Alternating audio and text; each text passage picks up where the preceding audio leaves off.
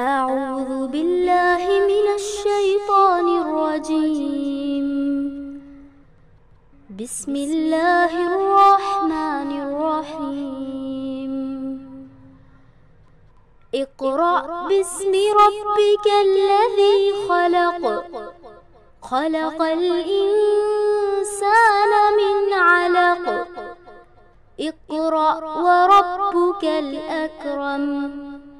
الذي علم بالقلم. علم الإنسان ما لم يعلم. الحمد لله رب العالمين والصلاة والسلام على رسوله الكريم والعاقبة للمتقين. أعوذ بالله من الشيطان الرجيم. بسم الله الرحمن الرحيم. رب اشرح لي صدري ويسر لي أمري واحلل عقدة من لساني يفقهوا قولي. اللهم انفعنا بما علمتنا وعلمنا ما ينفعنا وزدنا علما. السلام علیکم ورحمۃ اللہ وبرکاتہ. اللہ نے قرآن کو انسان کی ہدایت کے لیے نازل کیا ہے. اللہ کا یہ وہ کلام ہے جس میں اللہ 3 قسم کے لوگوں کے بارے میں بتاتا ہے. جیسے البقرہ میں بھی ہم نے پڑھا تھا، مؤمنون کی صفت بتایا گیا، کافروں کی اور منافق کی. اور یہ قرآن کا ایک بہت اہم موضوع ہے کہ وہ 3 قسم کے لوگوں کے بارے میں بیان کرتا ہے، ان کی صفات کو بیان کرتا ہے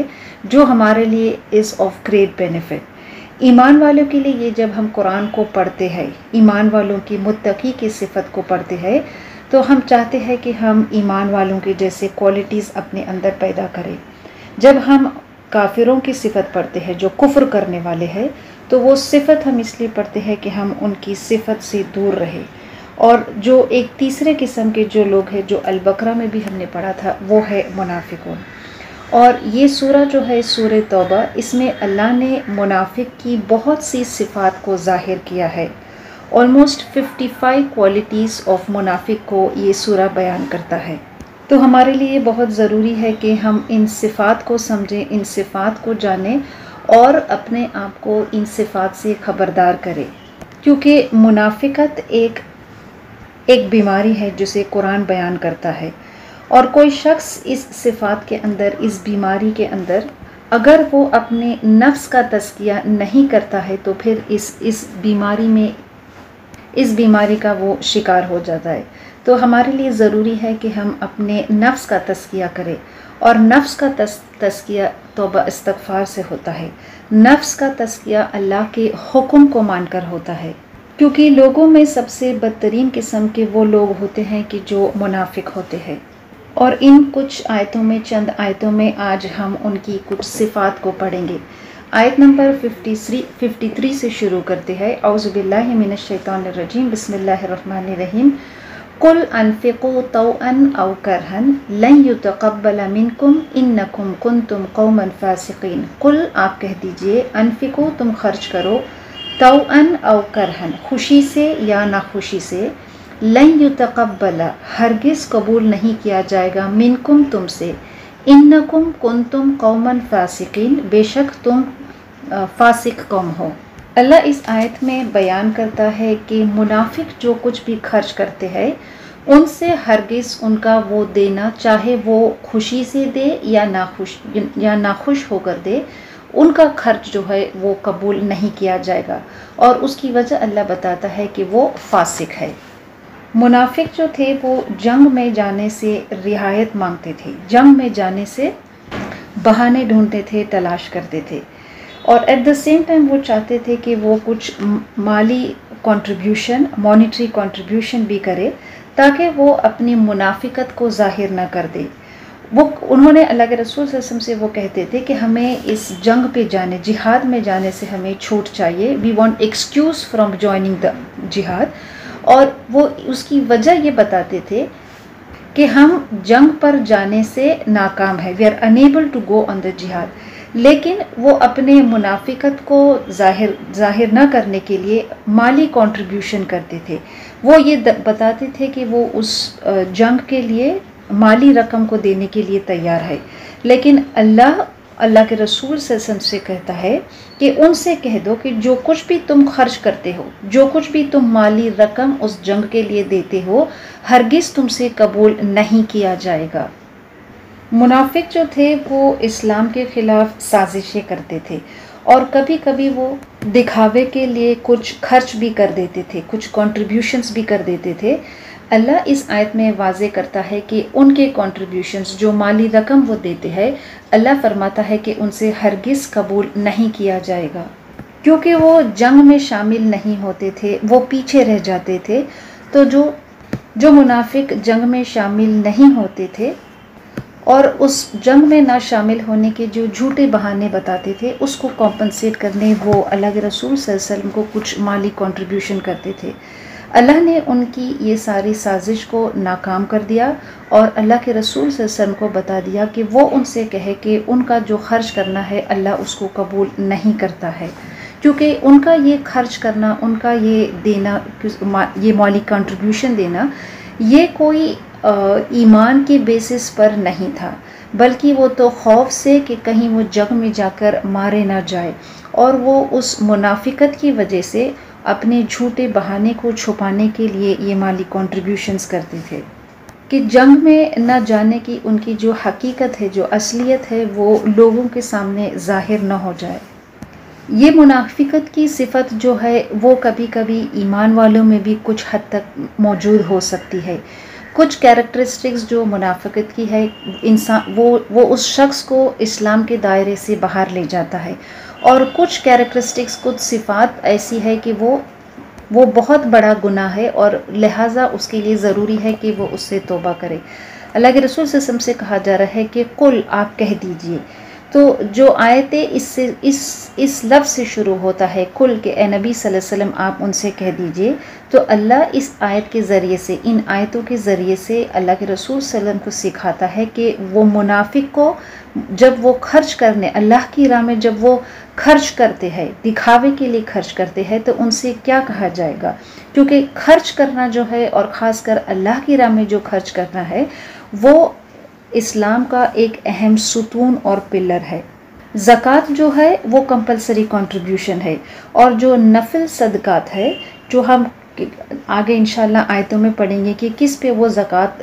خرچ کیا جاتا ہے، تو یہ مالی کنٹریبیوشن جو ہے، منافق جو ہے، کیونکہ وہ اللہ پہ ایمان نہیں رکھتے ہیں، اور جب وہ اللہ پہ ایمان نہیں رکھتے ہیں تو پھر وہ اللہ کی راہ میں خرچ کیوں کریں گے؟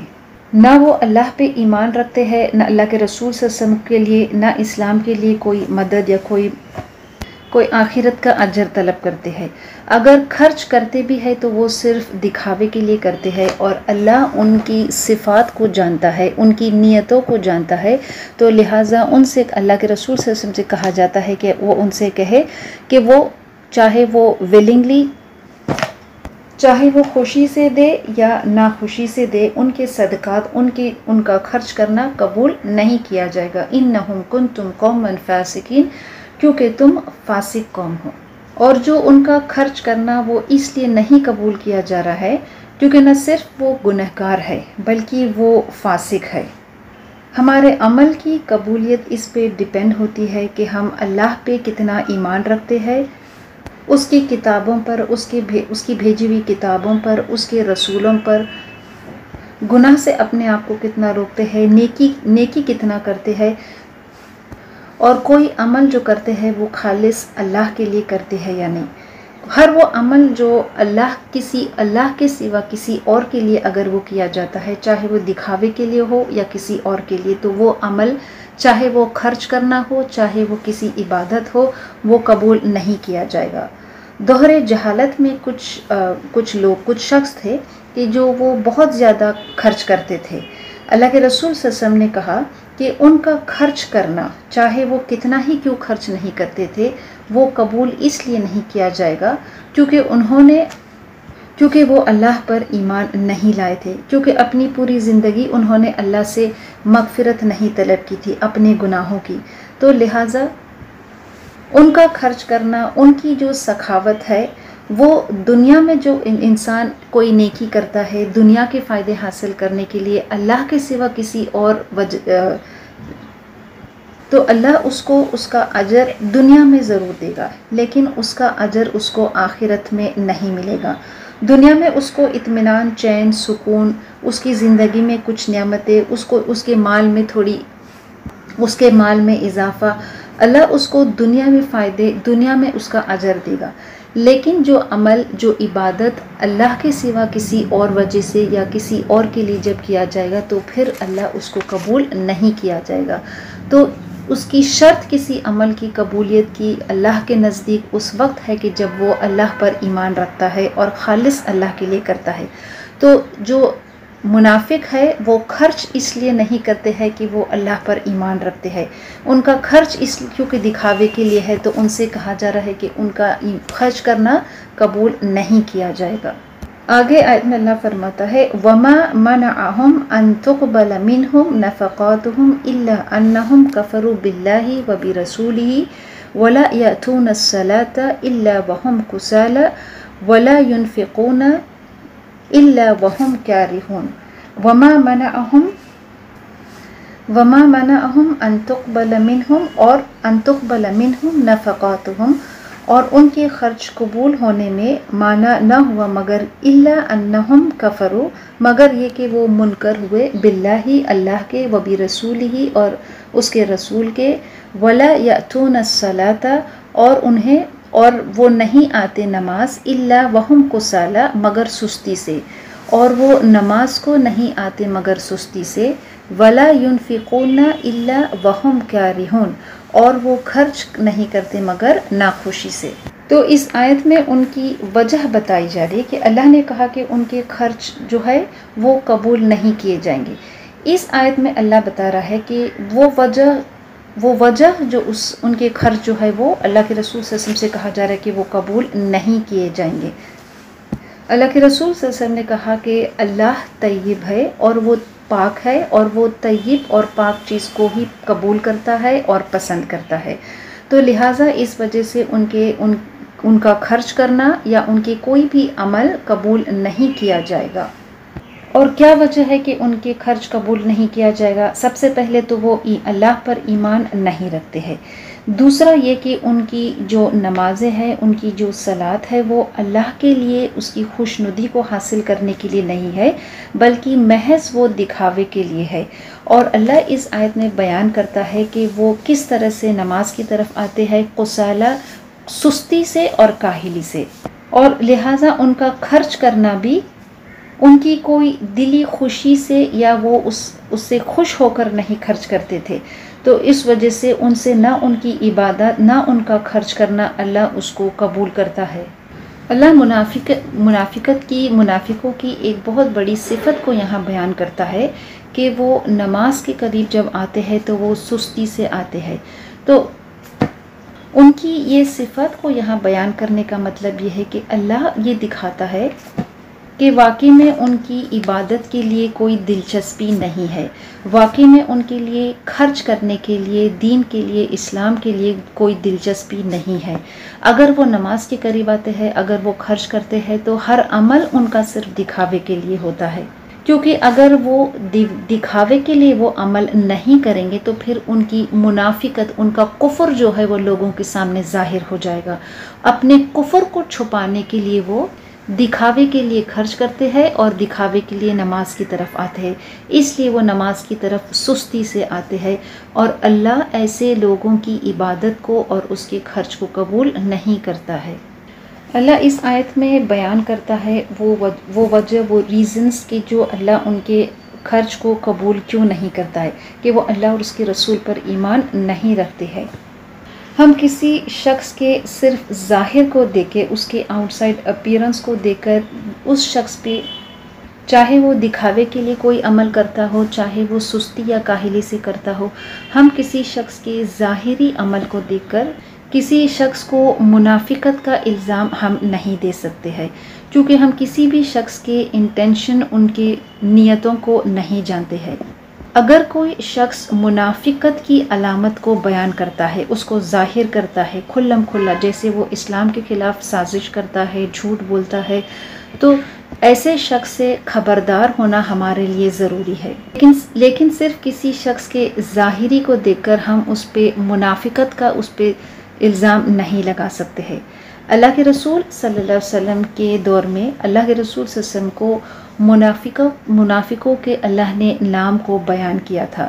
اللہ کے رسول صلی اللہ علیہ وسلم نے حضرت حذیفہ رضی اللہ عنہ جس کا ٹائٹل تھا رازدار رسول، اللہ کے رسول صلی اللہ علیہ وسلم نے کو جو منافقوں کی لسٹ بتائی گئی تھی، انہوں نے حذیفہ رضی اللہ عنہ کو ان کے نام بتا دیا تھا، اور یہ ان کے لیے یہ نام جو ان کو بتائے گئے تھے وہ ان کو حفاظت کے لیے بتائے گئے تھے، کیونکہ وہ اللہ کے رسول صلی اللہ علیہ وسلم کی رازوں کو رکھنے والے تھے۔ اور ہم وہ اس بہت مشہور واقعہ بھی جانتے ہیں کہ جب حضرت عمر رضی اللہ عنہ حضرت حذیفہ کے پاس جاتے تھے اور ان سے وہ منافقوں کی جو لسٹ بیان کیا گیا تھا اللہ کے رسول صلی اللہ علیہ وسلم نے، ان ناموں کے بارے میں وہ پوچھتے تھے۔ اب پوچھنے والا شخص بھی کیسا شخص ہے؟ وہ شخص جس کے بارے میں اللہ کے رسول صلی اللہ علیہ وسلم نے حضرت عمر رضی اللہ عنہ کے بارے میں کہا کہ وہ جنتی ہے، ایسے شخص کو اس بات کا خوف تھا کہ کہیں ان کا نام اس لسٹ میں تو شامل نہیں ہے، کیونکہ منافقت جو ہے یہ کوالٹی ہے، اس میں دو قسم کی منافقت پائی جاتی ہے۔ ایک ہوتا ہے کہ کچھ بہت اہم خصوصیات، میجر کیریکٹرسٹکس اگر کسی کے اندر موجود ہو تو پھر وہ شخص پکا منافق ہے، اور کچھ مائنر کیریکٹرسٹکس بھی کسی شخص کے اندر موجود ہو سکتے ہیں۔ تو جب کوئی شخص عمل کرتا ہے تو پھر اپنے اس عمل پر غور کرے، کیونکہ اس آیت میں اللہ فرماتا ہے کہ جو منافق ہے وہ نماز کے قریب نہیں جاتے مگر اس حالت میں کہ وہ سستی سے جاتے ہیں۔ تو یہ اور یہ کس کے بارے میں کہا گیا ہے؟ یہ منافق کے بارے میں کہا گیا کہ ان کی صفت، ان کی کیریکٹرسٹکس کو اللہ بیان کرتا ہے۔ تو ہم اپنی کچھ عمل پر غور کر کے دیکھیں کہ کہیں جب ہم نماز کے قریب جاتے ہیں، کہیں جب ہم نماز کے لیے کھڑے ہوتے ہیں تو کیا ہم بھی سستی سے نماز کے قریب جاتے ہیں؟ اور اگر ایسا ہے تو پھر ہمارے اندر بھی وہ منافق کی ایک کوالٹی موجود ہے۔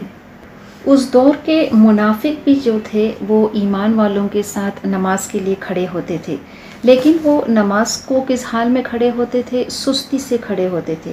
اگر وہ نماز کی طرف نہیں جاتے تھے تو پھر ان کا کفر ظاہر ہو جاتا تھا، تو دکھانے کے لیے کہ وہ بھی ایمان والے ہیں، وہ بھی ایمان والوں کے ساتھ ہے، وہ سستی سے نماز کی طرف جاتے تھے۔ اللہ کے رسول صلی اللہ علیہ وسلم نے کہا کہ منافق کے لیے سب سے بھاری دو نمازیں ہیں، ایک فجر کی نماز اور ایک عشاء کی نماز۔ اور اللہ کے رسول صلی اللہ علیہ وسلم نے یہ دو نمازوں کو پابندی سے پڑھنے کا اجر بھی یہ بتایا کہ اللہ کے رسول صلی اللہ علیہ وسلم کی حدیث ہے کہ آپ نے کہا کہ جو شخص یہ دو نمازوں کے لیے جاتا ہے اس کے لیے بہت بڑا اجر ہے۔ اور اجر کو نہیں بتایا بلکہ یہ بتایا کہ اگر تم جانتے کہ اس دو نماز کے لیے، فجر کی نماز اور عشاء کی نماز کو پڑھنے کا، مسجد میں جا کر پڑھنے کا کیا ثواب ہے، اگر کوئی شخص اس کو جانتا تو پھر وہ مسجد میں اگر ضرورت پڑے تو اپنے گھٹنوں کے بل رینگتا ہوا بھی چلا جاتا۔ اللہ نے ایمان والوں کے لیے نماز کو فرض کیا ہے 5 وقت، تو ایک نماز سے دوسری نماز جو ہے وہ ہمارے گناہوں کو دھوتی ہے، وہ ہمارے گناہوں کو بخشتی ہے، وہ ہمیں گناہوں سے پاک کرتی ہے۔ تو اللہ سے دعا کرے کہ وہ ہمیں توفیق دے کہ ہم 5 وقت کی نماز کو قائم کرنے والے بنائیں۔ ایمان والے جب عبادت کے لیے کھڑے ہوتے ہیں، ایمان والے جب خرچ کرتے ہیں تو پھر وہ اللہ کی رضا کے لیے اور خوشی سے کرتے ہیں، دلچسپی سے کرتے ہیں، اللہ کے حکم کو مانتے ہوئے کرتے ہیں، اس کے اجر کو طلب کرنے کے لیے کرتے ہیں۔ جیسے کہ اللہ کے رسول صلی اللہ علیہ وسلم نے کہا کہ اگر کوئی شخص فجر اور عشاء کی نماز کو مسجد میں پڑھنے کا اگر ثواب اس کو معلوم ہوتا، اگر وہ جانتا، تو پھر وہ اپنے گھٹنوں کے بل رینگتے ہوئے بھی آتا۔ ہم کیونکہ غیب کو ہم نے نہیں دیکھا ہے، اللہ نے ہم سے اس کو پوشیدہ رکھا ہے، تو کوئی شخص اس اجر کو ہم دیکھ نہیں سکتے ہیں۔ اگر اللہ اس غیب کو، اس پردے کو ہم سے ہٹا دے اور وہ اجر اگر ہمیں ظاہر ہو جائے تو پھر کوئی شخص ایسا نہیں ہوگا کہ پھر وہ اس نماز کو ترک کرے گا یا اس نماز کو چھوڑے گا یا اس نماز کو پڑھنے میں سستی بتائے گا جب وہ اس اجر کو دیکھ لے گا۔ لیکن اللہ نے ہمارے لیے یہ اجر جو رکھا ہے اس کو پوشیدہ رکھا ہے، تو لہٰذا ہم اللہ سے وہ اجر کو طلب کرنے کے لیے، اللہ کی رضا کے لیے اخلاص کے ساتھ ہم عمل کریں، عبادت کریں اور اللہ کے لیے خرچ کریں۔ آگے آیت میں اللہ فرماتا ہے وَلَا تُعْجِبْكَ أَمْوَالُهُمْ وَلَا أَوْلَادُهُمْ إِنَّمَا يُرِيدُ اللَّهُ لِيُعَذِّبَهُمْ بِهَا فِي الْحَيَاةِ الدُّنْيَا وَتَزْهَقَ أَنفُسُهُمْ وَهُمْ كَافِرُونَ فَلَا تُعْجِبُكَ سو تمہیں تعجب نہ ہو اموالہم ان کے مال اور ان کی اولادیں انما یرید اللہ یہی اللہ چاہتا ہے کہ لیعذبہم کہ انہیں عذاب دے بہا اس سے فی الحیات الدنیا دنیا کی زندگی میں وتزہق انفسہم اور ان کی جانیں نکلے وہم کافرون اس وقت بھی وہ کافر ہو۔ اللہ اس آیت میں ایمان والوں سے خطاب کرتا ہے کہ تمہیں ان کے مال ان کی اولادیں تعجب میں نہ ڈال دے اور نہ ان کی اولاد پر تم تعجب ہو۔ اللہ چاہتا ہے، اللہ یہی چاہتا ہے کہ انہیں اس سے دنیا کی زندگی میں عذاب دے اور ان کی جب جانیں نکلے تو اس وقت بھی وہ کافر ہو۔ مدینہ کے جو منافق تھے وہ دولت مند اور بہت امیر تھے، ان کے پاس مال تھی، اولاد تھی، ان کے پاس نام تھا، شہرت تھا، عزت تھی، لیکن اللہ کے نزدیک یہ ساری چیزیں مطلب معنی نہیں رکھتی ہے اگر وہ اس مال اور اس اولاد کے ذریعے سے اللہ کا قرب حاصل نہیں کرتے ہیں۔ یہ ساری چیزیں جو اللہ دنیا میں دیتا ہے، یہ فضل جو اللہ ان کو دنیا میں دیتا ہے، یہ محض ان کے لیے ایک آزمائش ہے، بلکہ کچھ صورتوں میں یہ ان کے لیے عذاب بن جاتا ہے۔ جو مال اور اولاد اللہ نعمت کے طور پہ کسی کو دیتا ہے اور وہ اللہ کی ناشکری کرتا ہے، وہ اس نعمت کو، وہ مال کو، وہ اولاد کو اللہ کی راہ میں خرچ نہیں کرتا ہے، تو پھر یہی نعمت اس کے لیے دنیا میں اس کے لیے عذاب بن جاتا ہے۔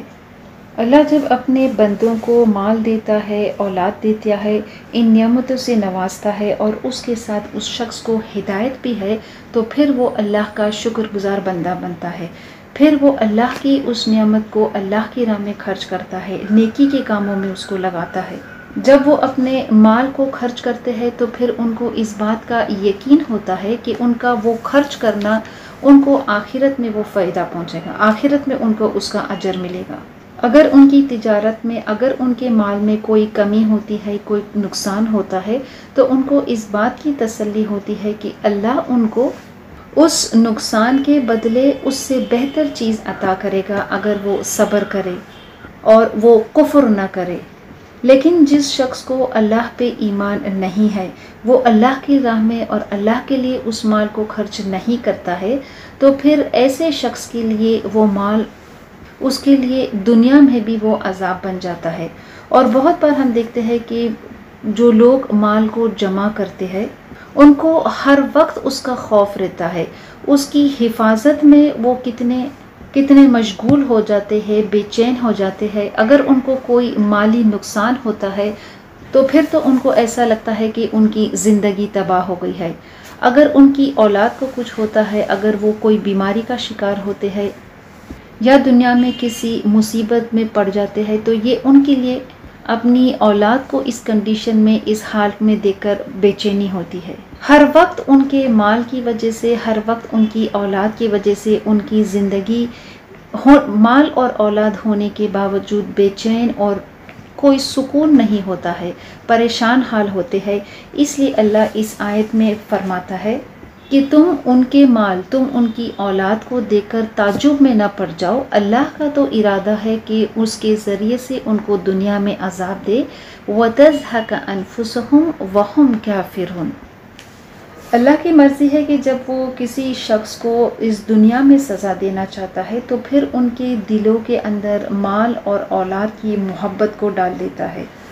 مال اور اولاد کی محبت کوئی غلط چیز نہیں ہے، لیکن اگر یہ چیز ہمیں اللہ سے یا دین کے راستے سے روکتی ہے، کفر کرنے کے لیے مجبور کرتی ہے، تو پھر وہ نعمت ہمارے لیے کیونکہ ہدایت سے محروم ہے تو پھر وہ سزا بن جاتی ہے۔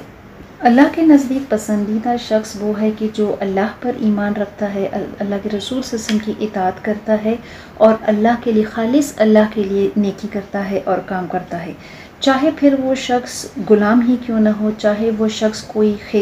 کھیتی کرنے والا کیوں نہ ہو، چاہے وہ کوئی چرواہا کیوں نہ ہو۔ اور اللہ کے نزدیک کوئی شخص بڑے سے بڑا مالدار شخص ہوگا، لیکن وہ اگر اللہ پر ایمان نہیں رکھتا ہے تو اس کی اللہ کے نزدیک کوئی قدر و قیمت نہیں ہوتی ہے۔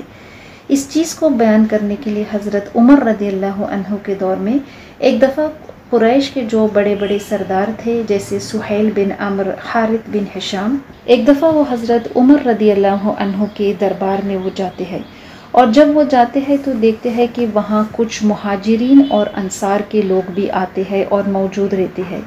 حضرت عمر رضی اللہ عنہ جو اس وقت کے خلیفہ تھے، وہ ان کے لیے، وہ ان سرداروں کو، قریش کے سرداروں کو وہ دور ہٹنے کے لیے، اپنے سے دور ہٹنے کے لیے کہتے ہیں، یہ کہہ کر کہ وہ لوگ جو ہے، جو مہاجرین اور انصار ہے وہ آ رہے ہیں، اور یہ مہاجرین اور انصار وہ عاجز بندے تھے، وہ عاجز لوگ تھے، وہ کمزور لوگ تھے، وہ غریب لوگ تھے،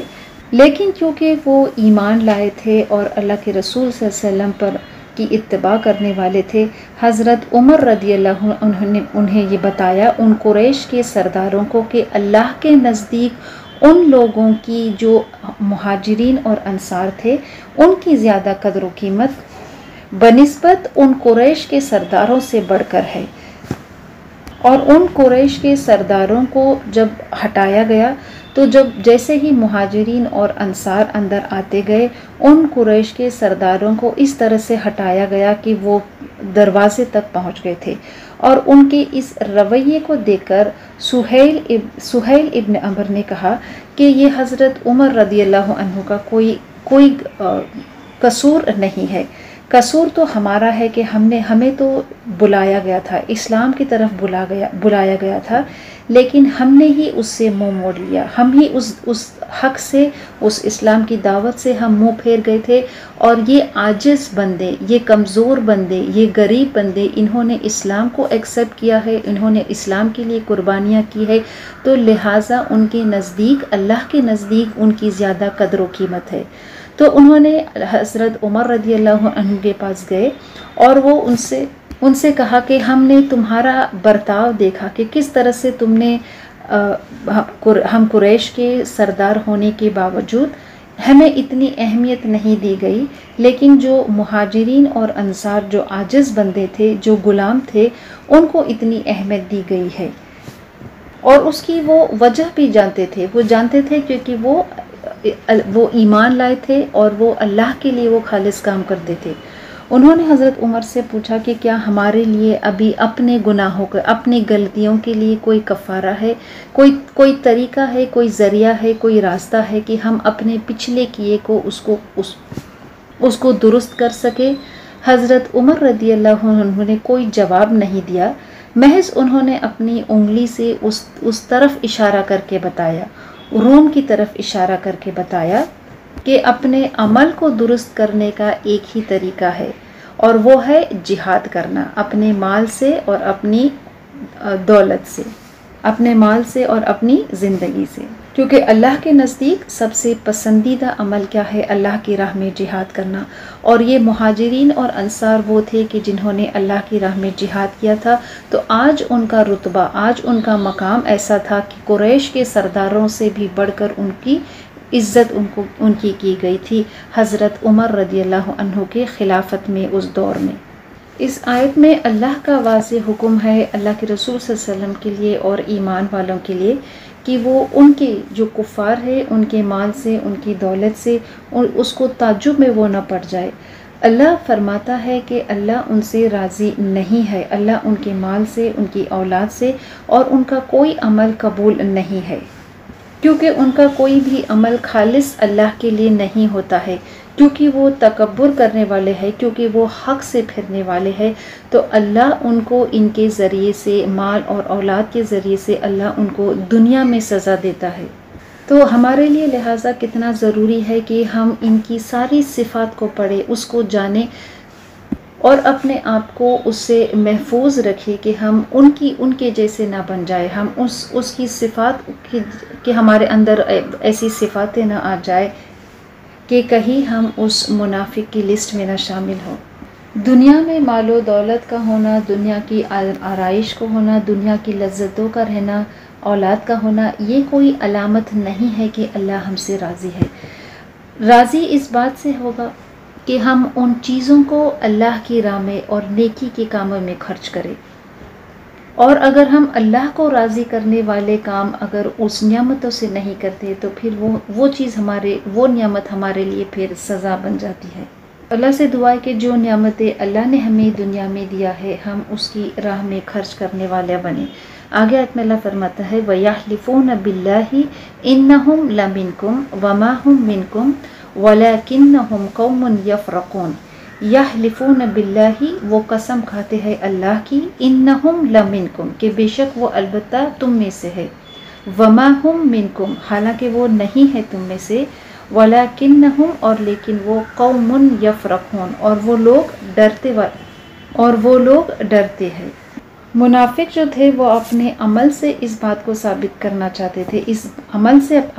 عمل سے یہ بتاتے تھے کہ وہ ایمان والوں کے ساتھ ہے، حالانکہ اللہ اس آیت میں فرماتا ہے کہ وہ تمہارے ساتھ نہیں ہے، وہ تم میں سے نہیں ہے، وہ ایمان والے نہیں ہے۔ اور اس بات کا یقین دلانے کے لیے وہ قسمیں کھاتے تھے کہ وہ تمہارے ساتھ ہے، اس بات کا یقین دلانے کے لیے کہ وہ حق کے ساتھ ہے وہ قسم کھاتے تھے۔ اللہ ان کو اس آیت میں ڈسکرائب کرتا ہے ان کے اس خوف کو کہ کہیں ان کی اصلیت ظاہر نہ ہو جائے، تو اس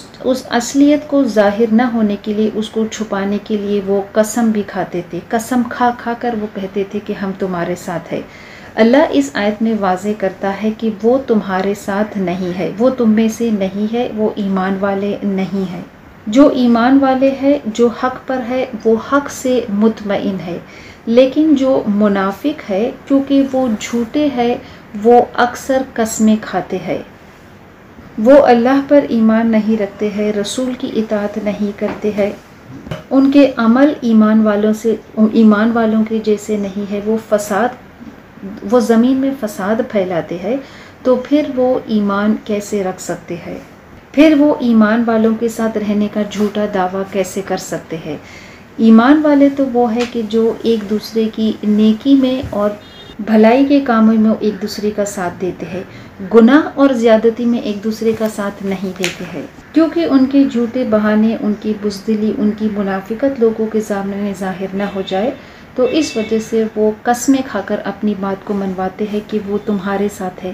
اللہ اس آیت میں واضح کرتا ہے کہ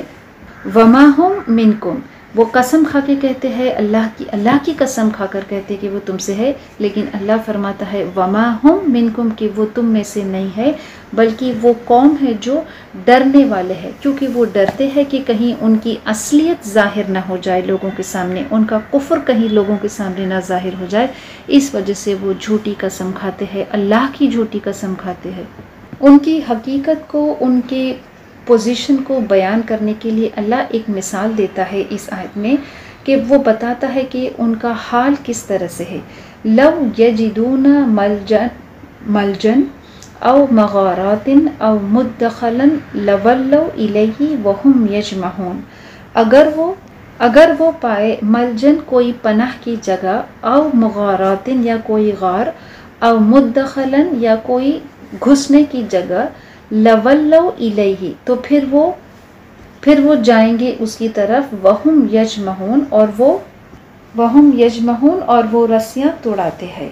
یقیناً وہ بزدل ہے، اور اس آیت میں اللہ ہمیں بہت ہی صاف ان کا منظر کو بیان کرتا ہے، ان کی بزدلی کو بیان کیا گیا ہے کہ وہ ہمیشہ کسی پناہ کی تلاش میں رہتے ہیں، چاہے وہ کوئی قلعہ ہو، چاہے وہ کوئی غار ہو، چاہے وہ کوئی سرنگ ہو، اور کیونکہ وہ ان کے منظر کو، ان کی حالت کو اللہ اس آیت میں اس طرح سے بیان کرتا ہے کہ کوئی شخص جیسے کسی شخص کا کوئی پیچھا کر رہا ہو، اور اس سے بچنے کے لیے، اپنے آپ کو محفوظ کرنے کے لیے جہاں اسے کوئی پناہ کی جگہ مل جائے، چاہے وہ کوئی غار ہو، چاہے وہ کوئی سرنگ ہو، اس میں پناہ کے لیے وہ فوراً ہی وہاں گھس جاتا ہے۔ منافقت کی ان کی اس منظر کو اللہ اس آیت میں بیان کرتا ہے، کیونکہ ان کے اندر وہ خوف ہے، اس بات کا خوف ہے کہ کہیں ان کا کفر جو ہے، کہیں ان کی منافقت لوگوں کے سامنے ظاہر نہ ہو جائے، اس خوف سے وہ مسلمانوں سے دور بھاگتے ہیں، اور جیسے ہی انہیں فوراً کوئی جگہ اس طرح کی تلاش کر مل جاتی ہے تو اس میں وہ جا گھستے ہیں پناہ کے لیے۔ علم کی صفت کو اس آیت میں بیان کرتا ہے کیونکہ وہ بار بار قسم کھاتے ہیں، اللہ کی جھوٹی قسم کھا کے یہ بتاتے ہیں کہ وہ تمہارے ساتھ ہے، اور وہ اس بات کا خوف رکھتے ہیں کہ کہیں وہ پکڑے نہ جائے، تو وہ اس سے بچنے کے لیے تلاش کرتے ہیں کوئی پناہ کی جگہ، اور جیسے ہی انہیں کوئی سرنگ یا غار ملتی ہے زمین میں تو پھر اس میں وہ گھس جاتے ہیں۔ وہ مسلمانوں کے ساتھ رہنا پسند نہیں کرتے ہیں، اگر رہتے بھی ہیں تو ناخوشی سے رہتے ہیں، کوئی دلچسپی سے نہیں رہتے ہیں۔ جب وہ دیکھتے ہیں کہ اسلام کو کوئی عزت ملی ہے، عظمت ملی ہے، کوئی خوشی ملی ہے مسلمانوں کو، تو یہ چیز ان کو بہت ناخوش کر دیتا ہے، کیونکہ حقیقت میں وہ مسلمانوں سے خوش نہیں ہوتے ہیں، اور وہ نہیں چاہتے ہیں کہ وہ ان کے ساتھ رہے۔ تو جو چیزیں مسلمانوں کو خوش کرتی ہے، راضی خوشی کرتی ہے، وہ چیز ان کو تکلیف دیتی ہے، وہ چیز ان کو غمگین کرتی ہے، اور اس وقت پھر وہ مسلمانوں سے دور رہنا پسند کرتے ہیں۔ اس لیے اللہ اس آیت میں فرماتا ہے لَوْ يَجِدُونَ مَلْجًا أَوْ مَغَارَاتٍ أَوْ مُدَّخَلًا لَوَلَّوْا إِلَيْهِ وَهُمْ يَجْمَعُونَ۔ کیونکہ رہتے تو وہ ایمان والوں کے ساتھ ہے، لیکن وہ اس کو ناپسند کرتے ہیں، وہ ان سے نفرت کرتے ہیں، اور اس لیے وہ جتنی تیزی سے ہو سکے ان سے اپنے آپ کو کاٹ کر دور بھاگتے ہیں، اور بھاگتے وقت پھر وہ یہ نہیں دیکھتے کہ وہاں کہاں جا رہے ہیں، اور ان کو جو جگہ زمین میں ملتی ہے وہاں جا کر وہ چھپ جاتے ہیں۔ ایمان والوں سے وہ دور رہنا کیوں چاہتے ہیں؟ کیونکہ ایمان والے جو ہے وہ اللہ کی عبادت کرتے ہیں، نماز قائم کرتے ہیں، اللہ کے حکم کو مانتے ہیں، تو اگر وہ ایمان والوں کے ساتھ موجود رہیں گے تو پھر انہیں بھی وہ سارے عمل کرنا پڑے گا، اور کیونکہ وہ اس واقعی میں ایمان والے نہیں ہیں، ان کے دل میں کفر ہے، تو وہ ایمان والوں سے دور رہنا پسند کرتے ہیں۔ لیکن جو ایمان والے ہیں وہ واقعی میں ایمان والوں کے ساتھ رہنا پسند کرتے ہیں، ان کی دلچسپی، ان کا شوق ان لوگوں کے ساتھ ہے کہ جو اللہ پہ ایمان رکھتے ہیں، جو نیکی کا کام کرتے ہیں، جو اللہ کی عبادت کرتے ہیں، رسول کی اطاعت کرتے ہیں۔ جب اسلام مدینہ پہنچا تھا تو وہاں کی اکثریت جو تھی وہ اسلام کو ایکسیپٹ کیا تھا، اسلام کو قبول کیا تھا، اور جو مدینہ کے منافق تھے ان کی صورتحال ایسا تھا کہ وہ اسلام کی کھلم کھلا مخالفت نہیں کر سکتے تھے۔ ان کے خود کے کچھ گھر والے، ان کی خود کی اولاد جو تھی وہ اسلام کے لیے بہت زیادہ متاثر تھے۔ اگر وہ کفر پر رہتے تو اور اپنے کفر کو اگر وہ ظاہر کرتے تو پھر وہ اپنے مال، دولت، ہائی پوزیشنز، عزت، وقار، شہرت، ہر چیز کو وہ کھو بیٹھتے تھے، اور اگر وہ اسلام کو اگر وہ دل سے ایکسیپٹ کرتے تو پھر ان کو جہاد کے لیے، پھر ان کو جنگ کے لیے جانا پڑتا تھا، پھر ان کو مشکلات کا سامنا کرنا پڑتا تھا، پھر ان کو قربانیاں دینا پڑتا تھا، اور یہ چیز کے لیے وہ تیار نہیں تھے۔ تو لہٰذا ان کے لیے انہوں نے سوچا سب سے بہتر یہی ہوگا کہ وہ ظاہری آؤٹورڈلی یہ چیز کو ظاہر کرے کہ وہ ایمان والے ہیں، مسلمان ہے، اپنی پوزیشن کو، اپنے تجارت، اپنے مال، اپنے عہدوں کو بچانے کے لیے، اور اپنی منافقانہ رویت سے، اپنی منافقانہ صفت سے دل میں اسلام کے لیے کفر رکھے۔ تو ظاہری طور پہ یہ دکھاتے تھے کہ وہ ایمان والے ہیں، وہ مسلمان ہے، لیکن دل سے وہ ایمان نہیں لائے تھے۔ اس لیے جیسے ہم نے ان آیتوں میں ابھی دیکھا کہ جب وہ اگر نماز بھی وہ پڑھتے تھے تو وہ کس سستی سے اس کی طرف آتے تھے، اگر وہ خرچ کرتے تھے تو پھر وہ خوشی سے نہیں کرتے تھے، اس لیے اللہ نے اللہ کے رسول صلی اللہ علیہ وسلم کو کہا کہ ان کے جو خرچ ہے اس کو قبول نہیں کیا جائے گا، کیونکہ وہ ایمان نہیں رکھتے ہیں۔ تو منافق کے لیے یہ ساری عبادتیں جو ہے وہ ناخوشی سے کرتا ہے، اور جہاں جہاد کا معاملہ ہوا تو پھر وہ اس جہاد کے لیے، پھر وہ اپنی جان کو دینے کے لیے، پھر وہ اپنے مال کو خوشی سے خرچ کرنے کے لیے تیار نہیں تھے۔ ان کو اس بات کا خوف تھا کہ وہ جہاد کے لیے اپنی جان اور مال کو کیسے خرچ کرے۔ تو اس سے بھاگنے کے لیے، اس سے چھٹکارا پانے کے لیے، اس گھبراہٹ میں وہ اس طرح سے اللہ اس آیت میں بیان کرتا ہے کہ کس طرح سے وہ گھبراہٹ کے مارے یہاں وہاں دوڑتے، کہ جہاں ان کو کوئی پناہ کی جگہ مل جاتی ہے تو پھر وہ اس میں جا کر پناہ لیتے ہیں، پھر اس میں مشکلات سے دور بھاگنے کے لیے اس خوف سے دور بھاگنے کے لیے پھر وہ اس خوف میں پھر وہ مسلمانوں سے دور بھاگ جاتے ہیں۔ آگے آیت میں اللہ فرماتا ہے وَمِنْهُمْ مَنْ يَلْمِزُكَ فِي الصَّدَقَاتِ فَإِنْ أُعْطُوا مِنْهَا قُلِ اسْتَهْزِئُوا إِنَّ اللَّهَ مُخْرِجٌ مَا تَحْذَرُونَ۔ وَمِنْهُمْ اور ان میں سے مَنْ يَلْمِزُكَ طعنہ کرتے ہیں آپ پر فی الصدقات صدقات کے بارے میں، فَإِنْ أُعْطُوا اگر انہیں نہیں دیا گیا منہا اس سے، فَإِنْ أُعْطُوا مِنْهَا پھر اگر انہیں اس میں سے دیا جائے تو وہ قُلِ اسْتَهْزِئُوا پھر وہ وَمِنْهُمْ مَنْ يَلْمِزُكَ فِي الصَّدَقَاتِ اور ان میں سے بعض آپ پر صدقات کی تقسیم میں طعنے کرتے ہیں، فَإِنْ أُعْطُوا مِنْهَا اگر انہیں دیا جائے اس میں سے، رضوا تو وہ آپ سے راضی خوشی ہوتے ہیں، وَإِن لَّمْ يُؤْتُوا اور اگر انہیں نہیں دیا جائے منہا اس سے، اِذَا هُمْ يَسْخَطُونَ تو پھر وہ ناراض ہو جاتے ہیں۔ اس آیت میں منافقوں کی ایک اور صفت کو بیان کیا گیا ہے کہ وہ اللہ کے رسول صلی اللہ علیہ وسلم کے انصاف کو زکوٰۃ کی تقسیم میں، صدقات کی تقسیم میں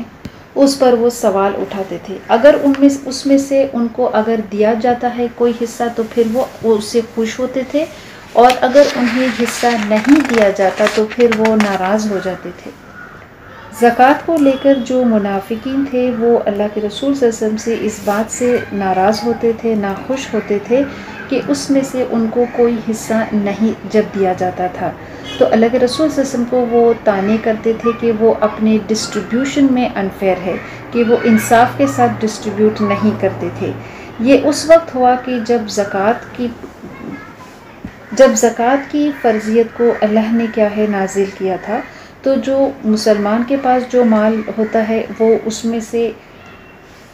پورا سال گزرنے کے بعد زکوٰۃ کی جو قیمت ہوتی ہے وہ غریبوں میں اور جو اس کے حقدار ہے اس میں تقسیم کیا جائے گا۔ تو تقسیم بھی اللہ کے رسول صلی اللہ علیہ وسلم اس زکوٰۃ کی تقسیم وہ کرتے تھے۔ تو منافق یہ اللہ کے رسول صلی اللہ علیہ وسلم پر الزام لگاتے تھے کہ آپ نے وہ زکوٰۃ کی تقسیم کو انصاف کے ساتھ لوگوں میں تقسیم نہیں کیا۔ جب ان کو اس میں سے کوئی حصہ نہیں دیا جاتا تھا وہ ناخوش ہوتے تھے اور اللہ کے رسول صلی اللہ علیہ وسلم کو طعنے دیتے تھے، اور جب ان کو اس میں سے کوئی حصہ مل جاتا تھا تو پھر وہ خوش ہوتے تھے۔ اللہ کے رسول صلی اللہ علیہ وسلم منافقوں کو یا کسی بھی شخص کو اس زکوٰۃ کی زکوٰۃ جو جمع ہوتی تھی اس میں سے کوئی حصہ ان کو لینے نہیں دیتے تھے کہ جو ان کا حصہ نہیں ہے۔ ایک دفعہ ایک بدو شخص جو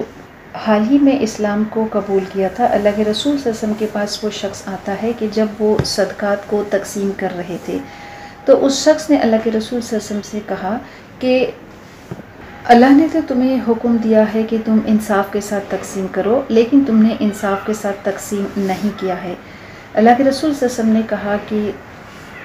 ویلک، تم پر تباہی ہو کہ مجھ سے زیادہ کو انصاف کرنے والا کون ہوگا، مجھ سے زیادہ انصاف کے ساتھ تقسیم کرنے والا کون ہوگا۔ اور اسی طرح حدیث میں آتا ہے کہ ایک شخص تھا جس کا نام تھا ہرکس، وہ اللہ کے رسول صلی اللہ علیہ وسلم کے پاس جب وہ مال غنیمت کا تقسیم کر رہے تھے حنین کے موقع پر، اس نے اللہ کے رسول صلی اللہ علیہ وسلم نے کہا کہ تم انصاف کے ساتھ تم تقسیم نہیں کر رہے ہو مال غنیمت۔ اللہ کے رسول صلی اللہ علیہ وسلم نے کہا کہ اگر میں انصاف کے ساتھ تقسیم نہیں کرتا تو پھر میں خسارہ اور نقصان اٹھانے والوں میں سے ہوتا، اور اس کے بعد وہ شخص وہاں سے چلا گیا۔ وَمِنْهُمْ يَلْمِزُكَ اور یلمزو کے معنی ہوتا ہے کہ نہ صرف طعنے دینا بلکہ اپنے چہرے سے اور اپنی ناراضگی کا اظہار کرنا۔ جب ان کو کوئی صدقات میں سے مال دیا جاتا ہے تو وہ خوش ہوتے ہیں، اور جب نہیں دیا جاتا تو اپنی ناراضگی کو اظہار کرتے ہیں۔ اللہ کے رسول صلی اللہ علیہ وسلم جو صدقات کی تقسیم کرتے تھے وہ اللہ کے بتائے ہوئے طریقے سے کرتے تھے، اللہ کی حکمت سے اور اس کے علم سے کرتے تھے۔ تو کسی شخص کا اللہ کے رسول صلی اللہ علیہ وسلم کی تقسیم سے ناراض ہونا دراصل اللہ سے ناخوش تھا، اللہ سے ناراضگی تھا۔ ہمیں چاہیے کہ ہم اللہ کے بتائے ہوئے طریقے پہ، اللہ کے وہ قانون، اس کی تقسیم، اس کے حکم کو تسلیم کرے اور اس سے راضی ہو۔ اللہ کی تقسیم سے، اس کے بتائے ہوئے طریقے، اس کے قانون سے ہر وقت ہمیں چاہیے کہ ہم اس سے راضی ہو، خوش ہو، کہ اللہ کا جو تقسیم ہے، اس کی بتایا ہوا طریقہ، اس کا حکم جو ہے وہ اس کے علم اور اس کی حکمت کے برابر ہے، اور ہر چیز کو اللہ جانتا ہے اور ہم نہیں جانتے۔ واللہ یعلم وانتم لا تعلمون۔ تو اللہ کے رسول صلی اللہ علیہ وسلم کی جو تقسیم ہے صدقات کی، وہ اللہ کے بتائے ہوئے طریقے اور اس کی حکمت کے برابر ہے۔ جو منافق تھے وہ اللہ کے رسول صلی اللہ علیہ وسلم کو اذیت دیتے تھے، یہ تہمت لگا کر کہ وہ انصاف کے ساتھ صدقات کو تقسیم نہیں کرتے تھے، اور یہ وہ اس لیے نہیں کہتے تھے کیونکہ وہ انصاف کو بہت زیادہ پسند کرتے تھے، یا ان کو انصاف کے لیے اور حق کے لیے کھڑے ہونے والے تھے۔ ان کا مقصد، ان کا نیت، انٹینشن صرف یہ تھا کہ زیادہ سے زیادہ مال وہ اپنے حصے میں لانا چاہتے تھے، ان کو انصاف سے، حق سے کوئی سروکار نہیں تھا۔ تو وہ محض اللہ کے رسول صلی اللہ علیہ وسلم پہ یہ الزام لگاتے تھے کہ وہ انصاف کے ساتھ صدقات کو تقسیم نہیں کرتے تھے۔ یہ سارے جھوٹے، یہ سارے بے بنیاد تہمتیں تھے جو وہ اللہ کے رسول صلی اللہ علیہ وسلم کو لگاتے تھے۔ ہم سیرت کو جب پڑھتے ہیں تو ہم جانتے ہیں کہ اللہ کے رسول صلی اللہ علیہ وسلم کس طرح سے انصاف پسند تھے۔ اس نبوت سے پہلے بھی اللہ کے رسول صلی اللہ علیہ وسلم کو صادق اور امین کا لقب دیا گیا تھا۔ تو کوئی شخص جو حق پر تھا، انصاف کو پسند کرنے والا تھا، سچ بولنے والا تھا، امانت دار شخص تھا،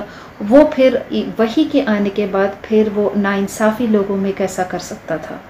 یہ تو محض منافقوں کا رویہ تھا، منافقوں کا عمل تھا کہ وہ اللہ کے رسول صلی اللہ علیہ وسلم کو پر الزام لگاتے تھے کیونکہ ان کو اس سے کوئی حصہ جب نہیں ملتا تھا۔ لیکن ایمان والوں کا کوالٹی کیسی ہے؟ ایمان والوں کا رویہ کیسا تھا؟ وَلَوْ أَنَّهُمْ رَضُوا مَا آتَاهُمُ اللَّهُ وَرَسُولُهُ وَقَالُوا حَسْبُنَا اللَّهُ سَيُؤْتِينَا اللَّهُ مِنْ فَضْلِهِ وَرَسُولِهِ إِنَّا إِلَى اللَّهِ رَاغِبُونَ۔ وَلَوْ أَنَّهُمْ، کیا اچھا ہوتا، رضوا، راضی ہو جاتے، ما آتاہم اللہ، جو اللہ نے انہیں دیا، ورسولہ، اور اس کا رسول نے، وقالوا، اور وہ کہتے، حسبنا اللہ، ہمارے لیے اللہ کافی ہے، سیؤتین اللہ من فضلہ، اب ہمیں دے گا اللہ من فضلہ، اپنے فضل سے، ورسولہ، اور اس کا رسول، انا الی اللہ راغبون، بے شک ہم اللہ کی طرف رغبت کرتے ہیں، رغبت رکھتے ہیں۔ منافق کا رویہ، منافق کا عمل یہ ہے کہ وہ اللہ کے رسول صلی اللہ علیہ وسلم پہ جھوٹی تہمت لگاتے کہ وہ صدقات کو انصاف کے ساتھ تقسیم نہیں کرتے ہیں۔ لیکن ایمان والوں کا رویہ کیسا تھا؟ ایمان والوں کا اخلاق، ان کا ادب اللہ کے رسول صلی اللہ علیہ وسلم کے ساتھ تھا کہ وہ اس فیصلے سے راضی ہوتے تھے، اس فیصلے کو وہ تسلیم کرتے تھے جو بھی اللہ نے اور اس کے رسول نے ان کے لیے بتایا تھا، اور اس چیز کو، اس حصے کو پا کر، اس تقسیم کو پا کر مطمئن ہو جاتے تھے کہ اللہ نے جو انہیں دیا ہے، اللہ نے جو انہیں عطا کیا ہے، وہ ان کے لیے کافی ہے۔ وَقَالُوا حَسْبُنَا اللَّهُ، کہ اللہ ہمارے لیے کافی ہے۔ وہ اللہ کی خوشنودی، اس کی رضا، اس کی فضل کو تلاش کرتے ہیں اور محض کوئی دنیاوی فائدے حاصل کرنے کے لیے نہیں کرتے۔ اللہ اس آیت میں ان سے کہتا کہ ان کے لیے کیا ہی بہتر ہوتا اگر وہ راضی خوش ہوتے اللہ کے بتائی ہوئی تقسیم سے جو اللہ کے رسول صلی اللہ علیہ وسلم نے انہیں دیا تھا، اس مال غنیمت سے، اس صدقات سے، تو ان کے لیے یہ بہتر ہوتا،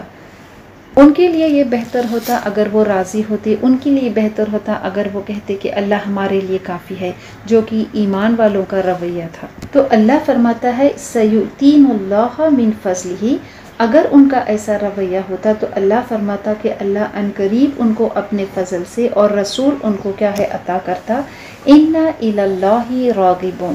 بے شک ہم اللہ کی طرف ہی رغبت رکھتے ہیں، مطلب ہمارا توجہ، ہمارا دھیان اللہ کے لیے ہے اور محض کچھ دنیاوی فائدے، مادی فائدوں کے لیے نہیں ہے۔ ہم تو اس کی مرضی کو طلب کرتے ہیں اور ہم اجر اس سے طلب کرتے ہیں، ہم امید کرتے ہیں کہ اللہ ہمیں اپنے فضل اور نعمت کو عطا کرے گا۔ یہ اللہ کا علم ہے، یہ اللہ کی حکمت ہے کہ اللہ منافقوں کو اس سورے میں بھی، کیونکہ یہ سورہ توبہ ہے، ہم دیکھتے ہیں کہ بار بار ان کو اس کی طرف بلایا گیا ہے کہ وہ اللہ سے کیا ہے رجوع کرے. اور یہ تقسیم کا جو طریقہ ہے اللہ نے بیان کیا ہے کہ اگر وہ اس سے راضی ہوتے، اگر وہ اس بات سے خوش ہوتے تو ان کے لیے کافی ہوتا اور اللہ اپنے فضل سے انہیں عطا کرتا. اگر منافق یہ کہے ہوتے حسبنا اللہ تو یہ ان کے لیے کافی ہوتا. اللہ فرماتا ہے انا الی اللہ راغبون، کہ اگر وہ اللہ کی خوشنودی کو طلب کرتے، اللہ کی رغبت کو تلاش کرتے تو یہ ان کے لیے بہتر ہوتا. اللہ کی رضا کو طلب کرنا، اللہ کی مرضی کو طلب کرنا سب سے بہترین عمل ہے. اور منافق جو ہے وہ اس بات سے خوش نہیں ہوتے ہیں کہ جو اللہ کا بتایا ہوا طریقہ ہے اس کا تقسیم ہے.